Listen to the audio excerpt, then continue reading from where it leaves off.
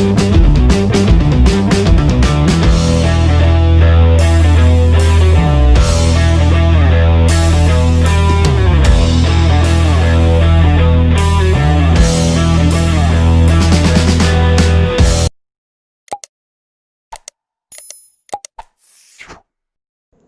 students. Today in this class we will discuss the diseases. We know diseases by several factors. Some diseases because of malnutrition, some diseases because of virus, some diseases because of bacteria, and few diseases because of protozoans. Today in this chapter we will discuss the diseases because of fungi. Fungi also cause some diseases. Especially this fungi was recognized as the causative agent of human disease much earlier than the bacteria. So especially this fungal disease cause important disease that is called dermatomycosis. Dermatomycosis, it is a cutaneous infection. It is in the skin region. Cutaneous means the skin. Infection caused by a fungi belonging to genera. What is the genera here? Three genera are given. One is called Trichophyton, and another is called Microsporum, and third one is called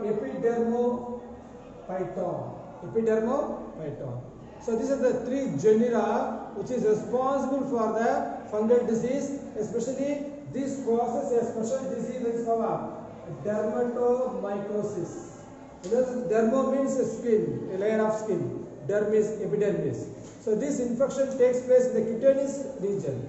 So that you can say it is a dermatomycosis. Okay. This disease, the best example is a ringworm. The example is ringworm. It is the most common fungal disease in human. The most common fungal disease in human. Okay. So let us see what is the important symptoms. Nothing but the appearance of dry scaly lesions. So above the skin some lesions are there. Dry scaly lesions on the skin, and also nails, and also the scalp, the head region. So in this region what happens? Small lesions will form. It may be a dry scaly. These are the important symptoms of this disease, and this fungi will develop in heat and moisture condition. Helps these fungi to grow, makes them to thrive in skin folds. Especially the skin folds are there, especially between toes and the groin region.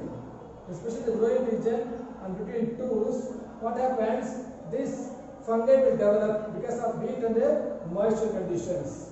Okay, this ringworm of feet, especially the ringworm of feet, is called athlete's foot. What is the name? Athlete's foot. This is a common name for ringworm of feet. Especially this is caused by a species that is called Tinea pedis. The name of the species is called Tinea pedis. This Tinea pedis infection takes place from outside or from soil, especially from soil.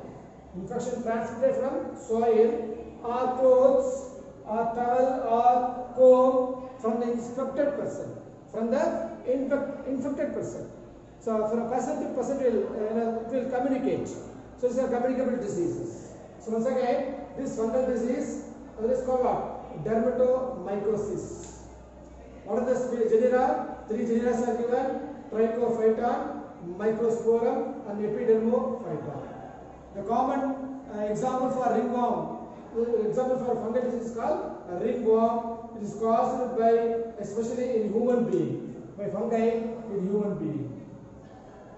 So these are the important aspects of a ringworm.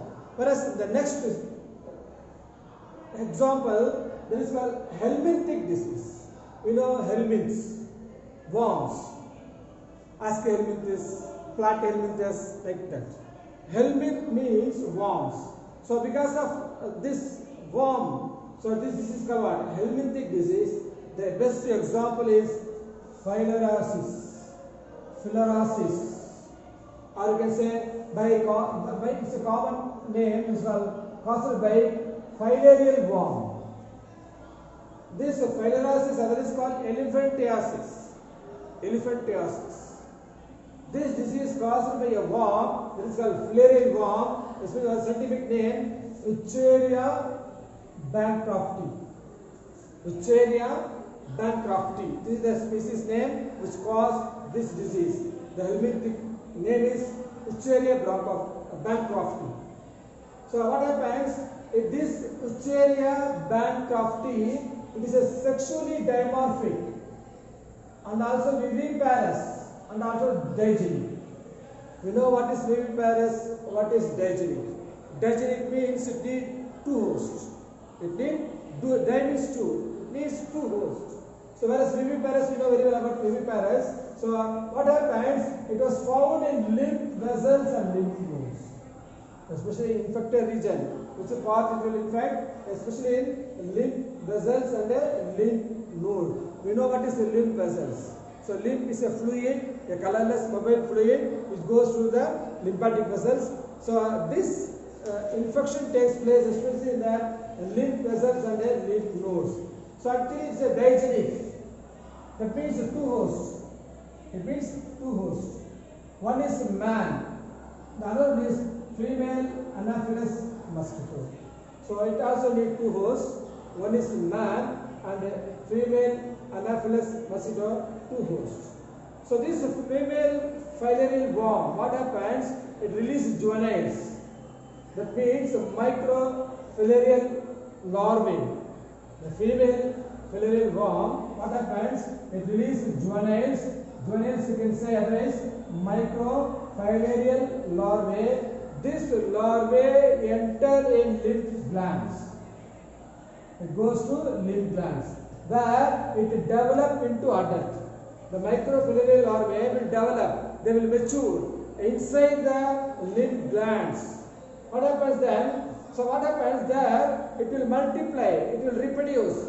The more number of worms will produce. What happens finally? Accumulation of worms.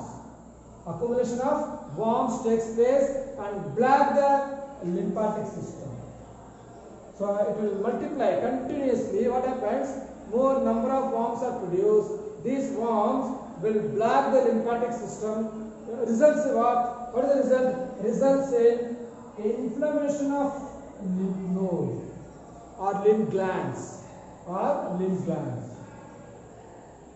Inflammation of lymph nodes or lymph glands.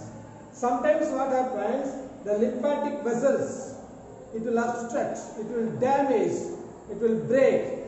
Sometimes, in some cases, what happens? Some cases it will block. In some cases, the lymphatic vessels get obstruct. Obstruct means they get damaged. Then what happens? It causes elephantiasis of limbs, especially the legs. The limbs get enlarged. It will inflamed. Get enlargement of limbs, not only limbs and also scrotum. What is scrotum? Nothing but the covered testes. The testes are covered by a skin. That is called scrotum. This region also get enlarged. Or inflammation takes place, and also in mammary glands. Mammary glands also get enlarged.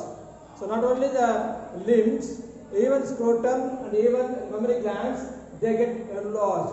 This is the process takes place by female filarial worm. So this disease is called filariasis, comes under helminthic disease.